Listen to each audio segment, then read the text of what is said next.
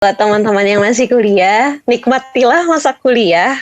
Bener-bener dinikmati, karena kalau udah kerja rasanya beda banget. Malam minggu di luar Warga KMK beropini.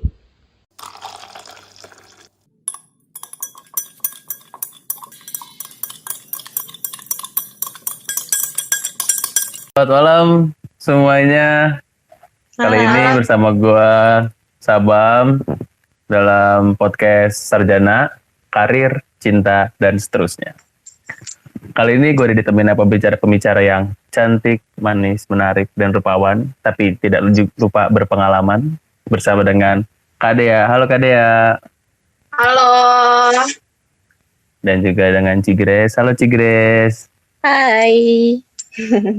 Ya, kali ini kita ngobrol-ngobrol santai biasa aja lah ya, kayak podcast yang lagi trending sekarang. Kayak pertanyaan pertama ya, jadi bagaimana sih kakak ngedapetin pekerjaannya? Kayak apakah dicari atau mencari, terus via apa, dan seperti apa gitu prosesnya? Terus juga kerjanya itu langsung setelah lulus atau bagaimana? Ya, boleh untuk yang menjawab Kak Dea terlebih dahulu. Oke, aku dulu nih ya. Jadi kalau aku sih, aku baru selesai sidang itu Juni. Nah, terus ya sebagai mungkin kayak udah lulus, udah ngerjain revisi dan lain-lain, aku mulai apply. Jadi kayak ya namanya juga fresh graduate, aku coba-coba buat tebar CV gitu kan. Nah, terus sambil aku juga aktif di LinkedIn. Jadi aku suka nge-post, suka nge-like, nge-share kayak gitu. Nah, terus setelah itu aku di bulan Juli ada yang message aku lewat LinkedIn. Jadi itu prosesnya kayak lebih dicari sih ya. Jadi kayak waktu itu ada orang yang istilahnya mungkin butuh, waktu itu sih dia bilangnya telemarketing, tapi kayak lebih ya business development sih kayak gitu. Nah, di suatu perusahaan, and then aku kontak dia via WhatsApp, terus gak lama dari situ udah langsung dapat kerja. Kalau aku sih kayak gitu proses garis besar kayak kenapa itu pekerjaan pertama aku lah gitu setelah aku lulus kayak gitu sih kalau aku. Oh, oke ya, terima kasih atas jawabannya. Oke, selanjutnya Cigres bisa menjawab. Kalau aku kayaknya beda sih dari Dea. Jadi aku tuh lulus sebenarnya bulan Oktober. Nah, tapi aku tuh sebenarnya udah daftar kerja dari bulan Juli. Jadi tuh waktu aku ngerasa kayak, kayak skripsi aku udah mau keluar nih, terus ya udah deh coba-coba aja gitu kan. Jadi aku udah bikin CV, udah ngupdate LinkedIn segala macam. Terus aku udah mulai apply kerja. Cuma maksudnya aku tulisnya ya emang aku masih tahun akhir. Kayak gitu sih, jadi aku udah mulai apply itu dari bulan Juli. Terus aku interview itu sekitar Agustus, jadi udah dipanggil. Tapi waktu interview pertama tuh aku udah bilang kalau misalnya aku baru bisa masuk tuh di bulan sekian, karena aku harus nyelesain skripsi aku dulu, baru aku bisa masuk gitu. Jadi kayak gitu. Dan untuk aku nyari sih, jadi aku yang apply dari macam-macam. Kalau aku dari nyobain LinkedIn iya, nyobain dari Kaliber iya, nyobain dari Jobstreet juga iya. Cuma kalau misalnya untuk kerjaan yang sekarang aku dapetnya dari Kaliber gitu. Udah kan ya itu menjawabkan ya? Gitu. Iya ya. Berarti jadi, kalau untuk aku lupa satu. Jadi aku masuk bener-bener. Jadi aku masuk kerja itu bener-bener seminggu aku dinyatakan lulus gitu. Cepet banget ya Kak. Iya, jadi ditungguin gitu asik sekali ya. Ya, Kak, ya. Asik sekali ya. Ya, Tapi ada nggak enaknya juga semoga, sih. Kenapa tuh Kak?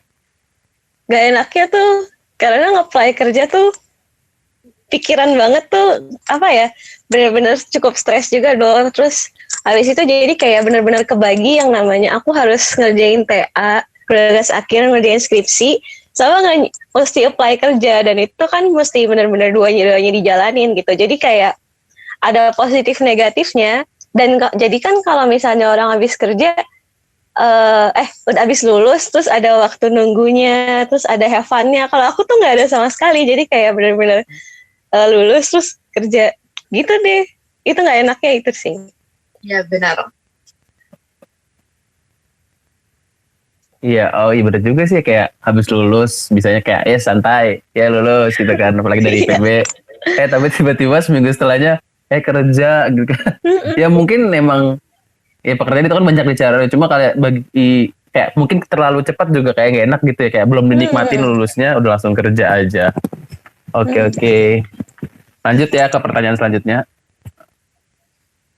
Ya, jadi untuk pertanyaan selanjutnya ini, ntar yang jawab duluan nih Cigres ya. Aku bacain pertanyaannya. Jadi sebagai fresh graduate ya kita ya. Kenapa sih milih pekerjaan itu gitu loh? Ya jadi kayak fresh graduate, terus kok langsung milih pekerjaan itu? Yang dilihat itu apa dari sisi bidangnya atau dari jenis pekerjaannya? Gimana tuh Kak? Aku dulu ya. Kalau aku emang pengen bidangnya di situ. Kan aku lulusan matematika. Terus emang sukanya di bagian data kan. Jadi nyarinya antara mau jadi data analis, kalau nggak jadi data scientist. Jadi yang aku apply juga itu, dan kebetulan emang dapatnya itu. Gitu sih. Lancar sekali ya, mantap. Oke. Oke, ya selanjutnya Kak Dea. Kalau dari aku tuh kan dari Sains Komunikasi dan Pengembangan Masyarakat. Jadi sebenarnya kalau di KPM itu kan luas ya, maksudnya lebih kayak bisa kemana aja dibanding mungkin lulusan matematika kayak Cigres. Tapi kalau misalnya buat aku sih, jujur awalnya kalau misalnya aku ditanya cita-cita atau mungkin kepengen bidang apa gitu untuk pekerjaan, jujur aku sebetulnya senang di pengembangan masyarakat kayak CSR, kalau tahu Corporate Social Responsibility. Jadi kayak program-program pengembangan masyarakat gitu. Tapi ya nyatanya kalau misalnya udah kerja, aku kayak mikirnya ya lo nggak boleh seidealis itu gitu. Kalau misalnya lo lagi kan aku juga lagi di lulus masa pandemi gitu kan, sedangkan kayak pekerjaan juga susah dan nggak semuanya open vakansi gitu kan. Tapi aku kayak ngurangin idealis aku sih, jadi kayak ya udah aku apply aja, coba aja semuanya, aku tebar CV aku, terus kayak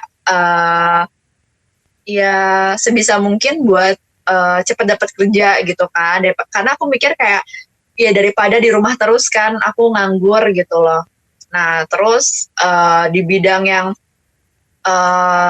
sebelum yang sekarang aku nikmatin banget sih, kayak aku baru lulus di komunikasi, terus aku dapat di bidang business development, aku kayak belajar flow-nya gitu sih. Oh ternyata kayak gini ya kerja gitu. Jadi aku masih kayak pengalaman-pengalaman aja gitu. Tapi kalau misalnya di yang pekerjaannya sekarang, ini aku masih harus training dulu sih. Jadi kayak masih kuliah lagi lah setahun kayak gitu. Oh, oke. Jadi kalau untuk Cigres itu ngedapetin emang pekerjaannya karena emang dari bidangnya ditekunin dan emang itu emang udah kesukaannya lah istilahnya, dan emang pas banget dapetin. Tapi kalau untuk Kadia, karena emang keadaan gak mendukung istilahnya, kayak ya keadaannya yang memaksa jadinya akhirnya dapat kerjaannya itu gitu loh, walaupun sebenarnya inginnya di pengembangan masyarakat. Tuh, kayak gitu. Oke. Rada lucu ya ngobrol di sini delay gitu. Kenapa? Nggak apa-apa. Lanjut. Oke, pertanyaan ketiga. Nah, ini nih yang pasti pengen didengar sama semua mahasiswa karena saya juga pengen dengerin how to take care of our LinkedIn. Ya, gimana sih cara ngeolah LinkedIn-nya gitu? Karena kan kayak LinkedIn itu nggak sesimpel Twitter ataupun Instagram kan. Jadi kayak bingung banget gitu loh. Ada perusahaan, ada apa gitu kan. Nah, jadi itu kayak gimana sih itunya? Dia dulu deh, cobain jawab. Oke, kalau dari aku sih sebetulnya aku main LinkedIn itu ya baru di tingkat akhir lah ya, pas mau lagi skripsian atau kayak mau lulus gitu, aku baru aktif LinkedIn. Baru kayak kenal, oh ternyata LinkedIn itu punya apa ya, punya manfaat loh untuk kita bisa dapat kerja gitu. Awalnya aku enggak nggak optimis aku bisa dapat kerja lewat LinkedIn. Jadi kayak teman aku terus juga ada yang ngasih tahu kayak teman-teman gue banyak nih yang keterima lewat LinkedIn loh, banyak yang di message via LinkedIn nawarin kerja kayak gitu.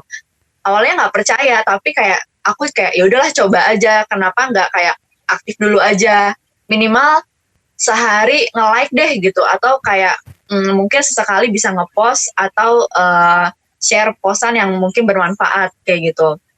Terus dari setelah lulus itu aku udah mulai sih kayak nge-post, kayak aku cerita tentang aku dapat sertifikat untuk pelatihan, terus juga ceritain pengalaman-pengalaman, terus juga nge-share hal-hal yang bermanfaat. Terus aku juga nggak tahu, benar-benar sampai nggak nyangka juga ternyata aku bisa dapat kerja lewat LinkedIn gitu. Yang ternyata orang-orang itu, maksudnya kayak mungkin recruiter atau perusahaan-perusahaan yang mungkin masih small company, mereka tuh nyari sendiri loh untuk pegawainya gitu loh, dan itu via LinkedIn kayak gitu. Jadi kalau aku boleh kasih saran sih untuk para pencari kerja, kayak manfaatin si platform ini sih, maksudnya kayak si LinkedIn ini kayak lebih ke menggunakan si sosial media itu yang bermanfaat gitu, yang bisa menguntungkan, kayak coba buat aktif di LinkedIn, terus juga update misalnya kayak foto profile, terus juga kayak kan itu bisa kayak ngisi pengalaman, terus juga gitu-gitu kan, sertifikat juga di LinkedIn, skill kayak gitu. Nah terus juga sering juga koneksi sih, satu connection itu benar-benar yang kayak lo bisa nge-connect ke orang-orang gitu loh, dan itu juga ternyata si recruiter gitu loh. Jadi kayak ya coba aja, dan mungkin juga bisa kayak introduce yourself ke orang-orang, kayak bisa via LinkedIn, itu nggak apa-apa banget kan. Dan mereka tuh kebanyakan orang-orang di LinkedIn juga welcome gitu loh. Jadi kayak lebih ke tingkatin network sih gitu. Itu sih kalau dari aku. Mungkin dari Kak Grace. Kalau Oke, aku langsung ya aja. langsung ya. Jujur kalau aku sebenarnya bukan orang yang aktif di LinkedIn sih. Ini ya udah ya, tapi nggak apa-apa ya. Maksudnya aku tuh benar-benar bukan orang yang aktif, yang aku nggak pernah ngepost sama sekali di LinkedIn. Cuma aku masih update LinkedIn aku. Jadi kayak aku lebih fokus ke arah nunjukin apa pengalaman aku di sana sih. Jadi kayak aku bener-bener ngedetailin aku pernah ngapain aja, skillnya apa aja. Selain mungkin ini di luar yang Dea untuk nambah koneksi ya. Kalau Iya. aku tuh lebih ke arah gimana cara nampilin skill yang aku punya di LinkedIn gitu. Jadi kan kalau misalnya di LinkedIn ada skillnya apa aja nih gitu. Misalnya kalau aku ada apa ya? Contohnya misalnya ada Python gitu. Itu kan salah satu bahasa pemrograman gitu. Nah, nanti di LinkedIn-nya sendiri itu bisa kita bisa ngetes, ada tesnya sendiri. Kita tuh benar-benar memenuhi kualifikasi kita bisa bahasa itu apa enggak sih gitu. Nah, selain itu kita bisa nambah nambah pengetahuan juga dengan cara di situ ada learning-nya gitu sih. Jadi untuk ngebantu kita lulus dari tes yang ada di LinkedIn ini supaya kita terkualifikasi di LinkedIn kalau kita emang bisa tuh gitu. Sama ada satu juga sih yang menurut aku cukup bermanfaat. Jadi kayak kita tuh bisa di endorse sama orang-orang. Jadi kayak kemampuan misalnya aku tulis kemampuan aku tuh matematika gitu kan karena emang aku tuh lulusan matematika. Nah, orang-orang yang tahu aku emang bisa di matematika, emang mampu, mereka bisa endorse aku gitu kayak nih orang tuh emang bisa loh di matematika dan itu tuh cukup membantu orang-orang yang ngelihat profil kita bisa percaya kalau kita tuh emang bisa matematika jadi gitu. Iya. Dan ini kalau misalnya kalian punya teman-teman gitu yang emang ngerasa kalian cobain aja gitu endorse teman kalian sendiri yang kalau emang kalian merasa mereka emang bisa kok di bidang ini dan itu pasti sangat sangat berguna banget gitu loh buat mereka sendiri dan bakal pasti kayak seneng banget deh gitu kalau di endorse sama orang apalagi sama orang-orang yang emang eh, udah apa sih namanya udah oke gitu di bidangnya gitu sih. Itu aja dari aku. Oke oke. Terus pertanyaan sedikit aja nih ya buat Kak Dea tadi perihal LinkedIn. Iya. Kan tadi kan kakak bilang ngepost di LinkedIn itu maksudnya ngepost apa ya kak? Iya, kita lebih sebenarnya kalau di LinkedIn post itu apa ya? Enggak menuntut kayak harus misalnya tentang apa yang lo kerjakan atau apa yang lo pahamin gitu. Jadi kayak sebenarnya bebas, tapi itu yang seenggaknya bermanfaat gitu loh. Jadi kayak misal kayak lo senang tentang pendidikan, kayak lo bisa nge-share tentang pendidikan, atau lo bisa kayak nyemak cuman kayak istilahnya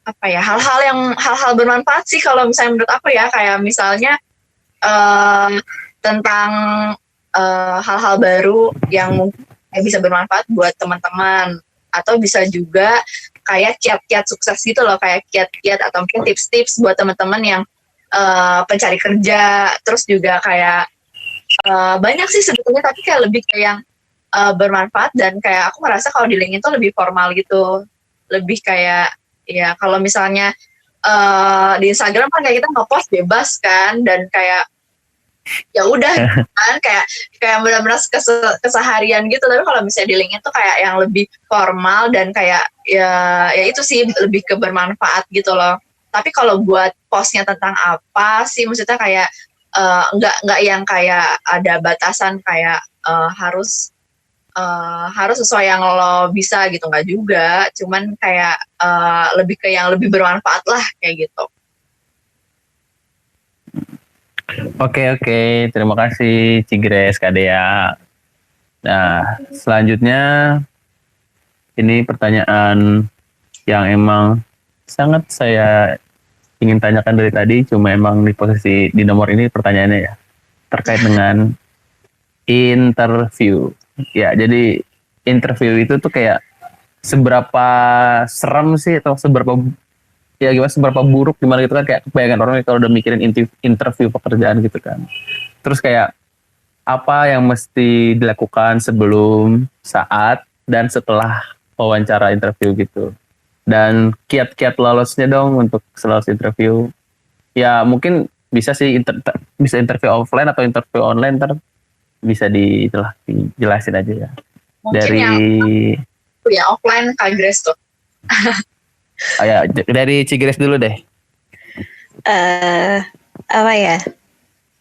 Kalau aku interview Sebenarnya tuh nggak seberat yang dikira, cuma nggak bisa dianggap enteng juga gitu. Kalau dari aku sih gitu ya.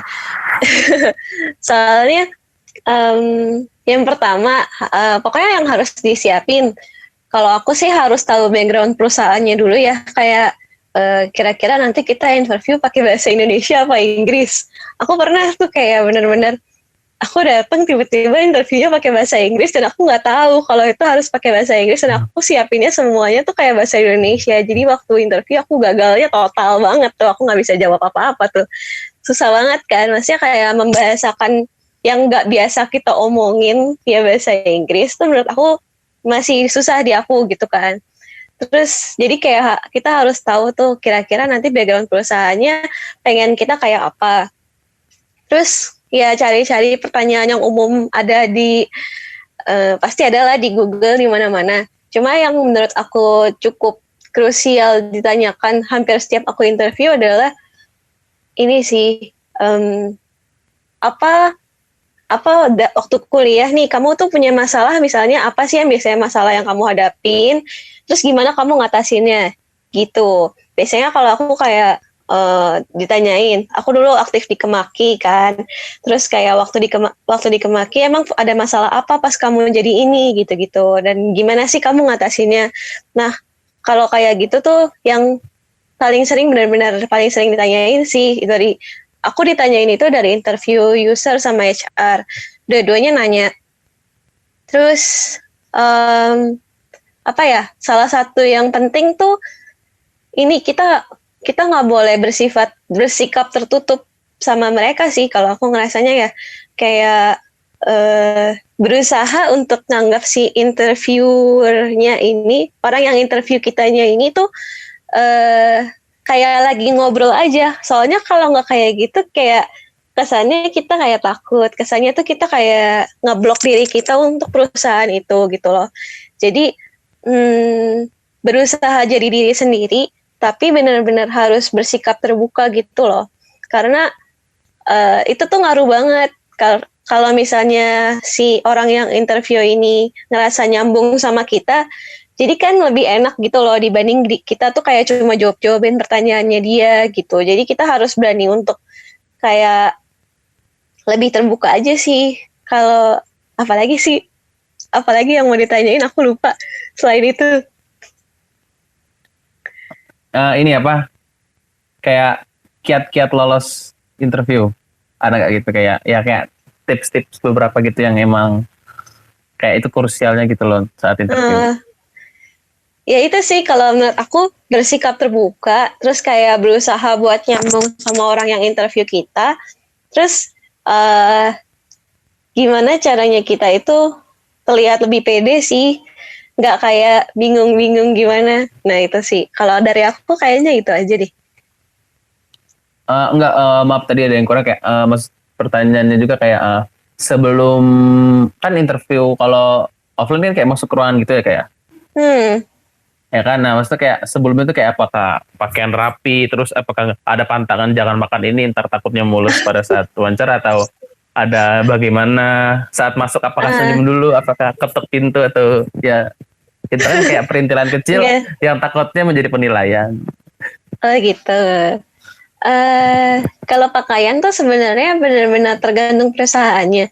Ada yang emang mesti formal, ada yang kayak biasa aja. Cuma kalau aku biasa tuh kalau interview benar-benar pakai jeans hitam biar nggak kayak jeans banget tapi terlihat masih formal sama kemeja. Udah sih kalau aku kalau ketemu orang benar-benar tergantung orangnya juga sih. Biasanya aku ngikutin aja kalau di awal-awal, kalau yang interviewnya datang, yuk silakan kesini, terus udah ikutin aja. Jadi kayak lebih ngaruh ke selama berjalannya conversation. Dan kalau yang paling penting menurut aku kita berusaha nyambung doang sih gitu. Oh, oke. Jadi nggak seseram itu tapi nggak bisa disepelekan ya istilahnya. Coba kalau dia. Ya kayak lanjut Kak Dea. Kalau aku tuh jujur baru 2 kali ya ngerasain interview. Jadi yang pertama di pekerjaan yang sebelumnya, itu kan yang via LinkedIn itu kan, aku di message via LinkedIn, kemudian langsung lanjut voice call lewat WhatsApp. Abis itu baru pakai Zoom buat video call. Nah, dan itu tuh dia bukan HR, jadi dia langsung bos aku. Jadi aku diinterview sama langsung bos aku, dan kebetulan itu perusahaan Singapura, jadi langsung ya bahasa Inggris kayak gitu kan. Ya awalnya sih kaget karena waktu itu kayak benar-benar dadakan, jadi aku nggak ada kayak jadwal interview gitu. Kalau di perusahaan pertama tuh aku nggak ada jadwal interview, jadi kayak mereka pas aku ngechat via WhatsApp, dia langsung voice call aku, langsung nge-call aku tuh kayak aku di situ baru bangun gitu kan, posisinya aku baru bangun, terus kayak langsung ditelepon. Itu bener itu beneran panik banget tuh, soalnya kayak aku lebih kayak ini sih, kalau lo apa ya, maksudnya kayak mungkin ngechat orang atau mungkin ngekontak orang, lo harus udah siap dulu sih. Itu sih, dan kalau misalnya sebagai pencari kerja, lo harus siap terus buat kayak standby handphone atau mungkin liatin email, karena kayak biasanya kayak mereka tuh nelfon lo sekali nih, ada mungkin perusahaan lain nelfon lo sekali nggak diangkat, ya udah langsung out gitu loh. Jadi kayak ya lo harus standby terus gitu. Nah, tapi kalau buat yang aku nih, dia telepon terus juga ya udah kan kayak cuman ngobrol-ngobrol tentang aku kayak gitu kan, terus tentang pekerjaan yang bakal aku jalanin gitu kan, terus juga lanjut ke Zoom. Itu aku lebih ke yang ini sih, ke yang santai, karena dia juga santai gitu loh, dan dia itu bukan HR yang kayak itu, bukan perusahaan yang big company kayak gitu, dan kayak aku jadi biasa aja gitu. Nah, tapi aku ternyata ya puji Tuhannya aku juga ngerasain nih interview di yang big company yang apa ya, yang menurut aku nggak bisa dianggap apa ya, kayak sesantai aku interview di yang sebelumnya gitu kan. Jadi di big company ini istilahnya yang lebih terstruktur gitu kan untuk proses rekrutmennya. Aku interview itu via online. Jadi itu waktu itu karena udah COVID kan, jadi aku interview via online. Kalau ditanya apa yang harus disiapkan, jujur bener sih kata Kak Grace, kayak harus tahu perusahaannya. Tapi kalau aku terkhusus sama apa ya, si jabatannya lah kayak gitu, maksudnya kayak bagian apa gitu, kayak lo harus tahu kayak lo daftar, misalnya lo daftar di A, ya lo harus tahu si A ini sebenarnya di bagian A ini job desk lo ngapain kayak gitu. Jadi kayak lo nggak kosong ketika udah berhadapan dengan si interviewer, maksudnya kayak seenggaknya bisa terlihat kayak lo ada belajar dulu nih tentang si perusahaan, tentang bidang yang mau lo ambil kayak gitu, tentang di bagian apa, tentang si perusahaannya dulu lah kayak gitu. Jangan kosong dulu, itu sih satu. Terus yang kedua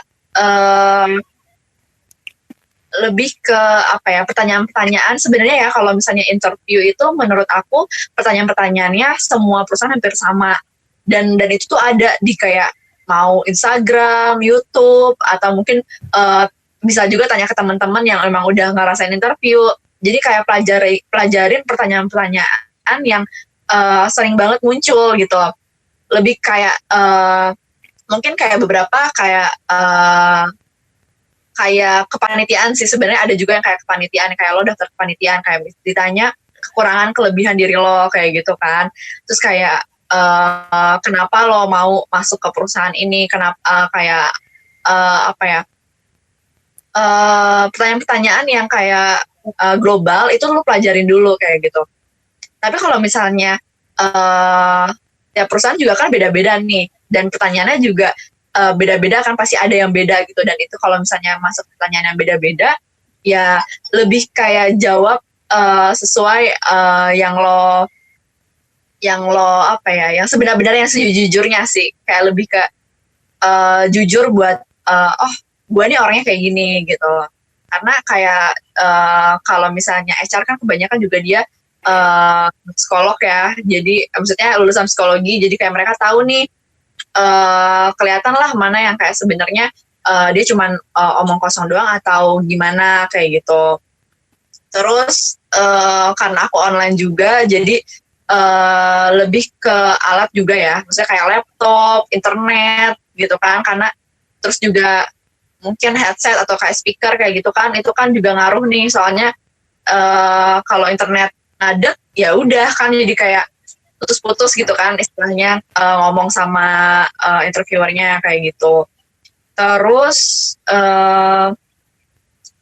ini sih percaya diri itu kayak penting banget menurut aku, karena kalau misalnya lo nggak pede, misalnya lo nggak pede buat gue mampu buat masuk keterima di perusahaan ini gitu, itu tuh kayak jadi kelihatannya lo nggak semangat gitu loh, lo nggak mengejar si perusahaan ini gitu.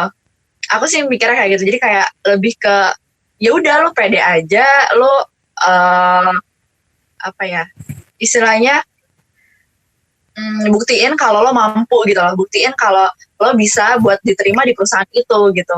Karena kalau misalnya kayak lo kelihatannya ragu-ragu, terus juga apa ya takut, terus masih kayak apa ya kurang percaya diri lah kayak gitu, ya bakal jadi kelihatannya sih kalau misalnya masih ragu-ragu gitu kan, jadi kayak perusahaan juga ragu-ragu kan buat apa ya ngelihat diri lo atau kayak nerima lo gitu. Itu sih kalau misalnya dari aku. Oh ya, oke. Berarti di sini kita bisa melihat dua jenis interview ya, dari Cigres ada interview offline. Aku Lalu boleh dari tambahin dikit.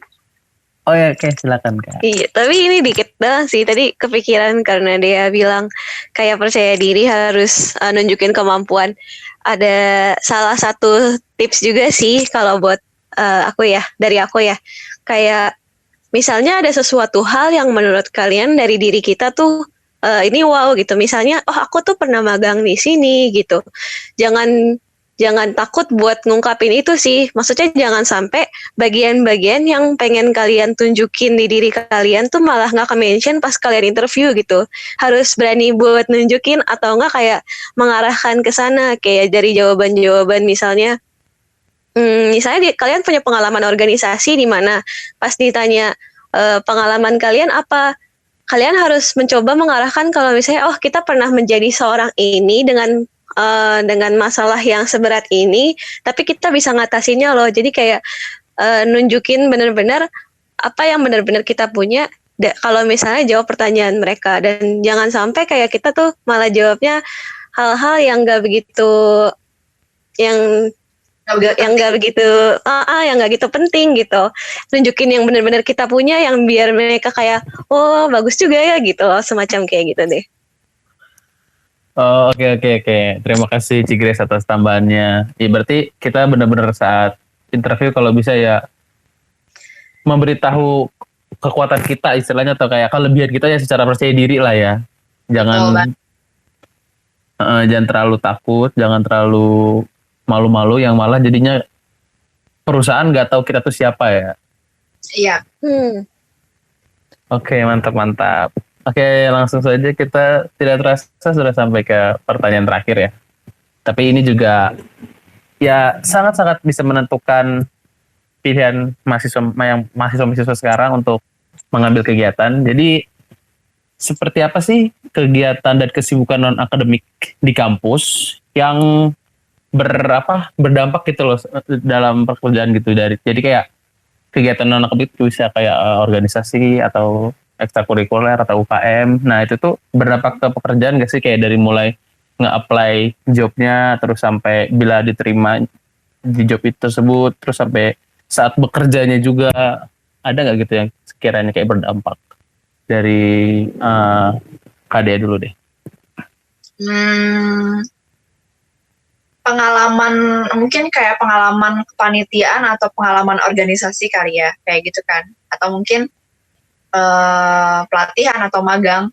Menurut aku semua yang lo jalanin selama di perkuliahan itu ngebantu banget sih, maksudnya kayak bukan hanya semata itu buat di CV, tapi buat diri lo gitu. Ketika lo cuman kuliah pulang, terus juga nggak ada apa ya, mungkin kayak sosialisasi atau juga komunikasi sama orang, networking gitu, hal-hal kayak gitu sih sebenarnya yang apa ya, penting buat lo. Jadi kayak bener kok kata Kak Grace, kalau misalnya di interview kan juga suka ditanya lo pernah ngapain aja, terus juga lebih ke manajemen konflik, kayak lo ada masalah apa, lo ngatasinnya gimana, terus kayak apa gitu kan. Hal-hal kayak gitu yang sebenarnya lo dapetin ketika lo berorganisasi gitu, ketika lo kepanitiaan atau mungkin magang kayak gitu kan. Sebetulnya buat di CV kan kayak oh oke, lo pernah ini gitu kan, tapi itu bakal kayak gak ada artinya kalau lo sebenarnya nggak ngejalanin dengan sungguh-sungguh sih. Kayak lo nggak kayak itu cuman ya udah cuman tulisan doang, lo cuman kayak ngasih tahu kalau lo sebagai ini, terus juga ngejobnya apa, tapi kayak lo nggak dapetin kayak sebenarnya apa ya, lebih ke oh ternyata dengan gue berorganisasi tuh ada hal-hal yang gue dapetin loh. Maksudnya kayak ketika lo nggak berorganisasi, ya lo nggak akan dapet apa ya, kayak manajemen konflik, terus juga manajemen waktu, terus kayak apa ya, komunikasi sama orang gitu kan. Lebih ke hal-hal situ sih, dan itu yang kayak akhirnya ngebentuk diri lo gitu, ngebentuk mindset lo, ngebentuk oh ternyata kalau misalnya gue berorganisasi, gue harus balance nih antara kuliah sama organisasi. Oh, gue harus ngatur waktu gue nih, minggu gue harus rapat ini itu, gue harus selesai tugas kuliah. Oh, gue harus nah itu hal-hal yang kayak yang nggak akan lo dapetin kalau lo nggak organisasi. Itu sih sebetulnya. Terus dan ketika dulu di interview juga lo bakal apa ya, kelihatan sih orang yang sebenarnya udah masa-masa sulit ketika lo berorganisasi gitu. Kayak karena ceritanya, jadi kayak ketika interview tuh kayak lo diminta ceritain gitu sih, lo pernah ngapain aja, kayak lo ada masalah apa, itu tuh dari cerita itu orang tuh bisa lihat, orang tuh bisa nilai, oh ternyata emang dia ngejalanin loh kayak gitu. Dan di CV ini dia nggak cuma nulis doang, tapi kayak ya emang bener-bener dia ngejalanin si organisasi itu. Itu sih kalau dari aku. Ya, oke. Nah, sekarang lanjut aja ya ke Ci Grace. Setuju banget sama yang dibilang deh ya. Jadi kayak sebenarnya itu udah cukup terangkum ya, dari apa sih apa kemampuan organisasi kita yang waktu kuliah pengaruh di kerja gitu. Jadi kalau aku tadi sih aku cuma kepikirannya dua sih, kemampuan buat berkoordinasi sama orang. Jadi kayak dalam kerja tuh kalau di aku sih benar-benar kayak mesti koordinasi sama inilah itulah kan. Nah, kalau misalnya kita nggak pernah dulu ngalamin itu, kan kita kayak punya rasa canggung, punya rasa kayak, duh gimana ya caranya, terus kayak, kalau misalnya ada orang nih yang nggak balas-balas, terus kayak, kita harus gimana gitu kan, kalau misalnya kalian udah punya kemampuan organisasi, pasti adalah satu kepikiran, nggak sepanik itu dan nggak sebingung itu. Itu tuh kelihatan banget gimana cara kita untuk memilih sesuatu gitu, juga benar-benar sama yang kayak diomongin Dea sih, sama yang kemampuan bersosialisasi itu. Aku ngerasa kalau misalnya nongkrong pas di kampus tuh sangat penting buat bersosialisasi dunia kerja. Maksudnya nongkrong di waktu kita kuliah tuh nggak sama sekali, bukan hal yang cuma gitu doang, karena pas dunia kerja tuh sesulit itu loh buat nyari temen, dan kita juga dituntut untuk bisa berkomunikasi dengan baik dan untuk bersosialisasinya, maksudnya kayak kita cepat dekat sama orang gitu kan. Kayak misalnya kita koordinasi sama orang, kalau udah deket kan lebih enak ya. Jadi kayak kalau misalnya kita mau koordinasi sama orang, terus kayak kalau misalnya kita bisa nge-reach orang itu dengan baik dan kita bisa lebih nyambung sama orang itu kan jauh lebih enak gitu. Jadi menurut aku itu salah satu hal yang cukup berguna gitu sih. Itu aja tambahan dari aku sih. Yang lainnya kayaknya udah dirangkum sama Dea. Ya, oke. Berarti kalau dari Kak tadi kayak apa yang kita tulis di CV itu jangan sampai kayak cuma sekedar tulisan gitu ya. Iya, benar banget. Ya, jadi kayak emang ya itu kita tulis dan ya benar-benar kita harus berkecimpung di situ. Jadi di saat ditanya apa aja yang udah kita lakuin, apa aja permasalahannya kita bisa jawab gitu ya. Jadinya Iya. Si interview juga percaya, oh ini juga bukan sekedar nulis gitu kan. Oke.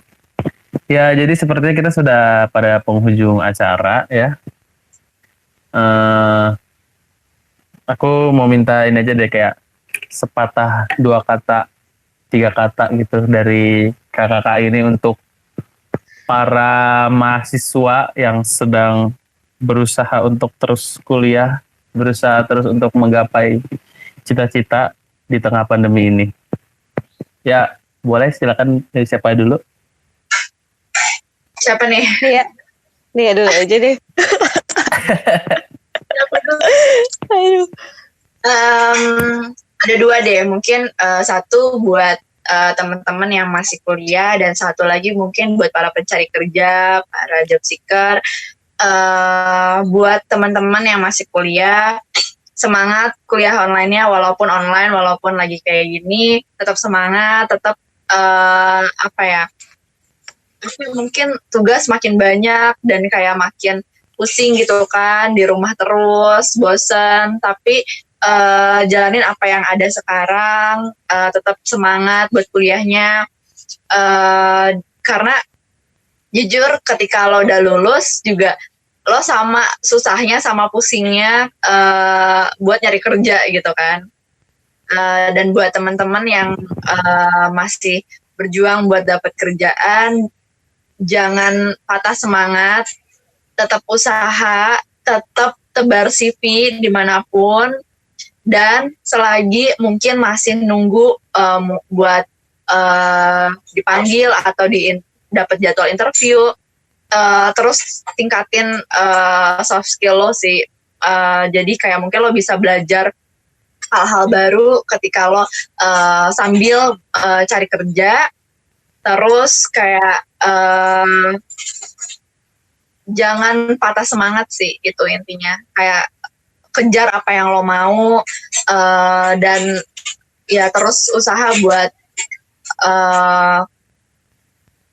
buat mimpi-mimpi lo, itu sih. Ya, terima kasih Kak Dea. Ya, itu didengar ya semuanya ya. Oke, sekarang lanjut ke Tigres. Kalau aku buat teman-teman yang masih kuliah, nikmatilah masa kuliah, bener-bener dinikmati, karena kalau udah kerja rasanya beda banget, bener-bener sebeda itu, tanggung jawabnya jauh lebih besar. Jadi kayak bener-bener nikmatin deh masa kuliah kalian mau ngapain kayak bersenang-senang lah dulu. Tapi jangan lupa kalau misalnya di masa kuliah tuh dengan segala pengalaman yang kalian punya dan apa yang kalian jalanin, terus kenal diri sendiri sih, karena di saat kita udah kenal diri sendiri, kita pasti lebih percaya diri, dan kalau misalnya kita cari kerja pun kita udah lebih tahu apa yang kita mau dan arahnya kemana gitu. Kalau buat yang lagi nyari kerja juga ya semangat terus, semoga jangan nyerah, bener sih, maksudnya jangan nyerah, berdoa aja, karena yakin aja sih pasti semua tuh ada jalannya kok gitu, entah gimana caranya, ya asal kita terus berusaha aja. Gitu aja sih kalau dari aku. Ya, oke. Ya, terima kasih kakak-kakak atas waktu dan partisipasinya. Terima kasih juga atas bisa sharing-sharing di sini, pengalaman-pengalamannya yang istilahnya bisa membuka wawasan, bisa jadi kayak, oh jadi tuh sebenarnya tuh LinkedIn tuh harus begini-begini gitu kan. Terus kayak, oh sebenarnya tuh job itu tuh bukan sekedar kita cari, tapi kita juga bisa dicari. Lalu juga kita bisa tahu kalau kayak berorganisasi itu penting, karena ya mungkin bukan berorganisasi dong, kayak kesibukan non akademik di kampus itu juga penting, karena itu juga bisa mempengaruhi kita saat bekerja, bahkan saat melamar pekerjaan, ya kan. Ya kayaknya sekian aja untuk podcast kita hari ini. Sampai jumpa di podcast Sarjana Karir Cinta dan Seterusnya episode 2. Selamat malam semuanya. Bye-bye. Thank you, Kemaki. Thank you. Thank you juga, Sabam. Ya. Tempat kita bertemu.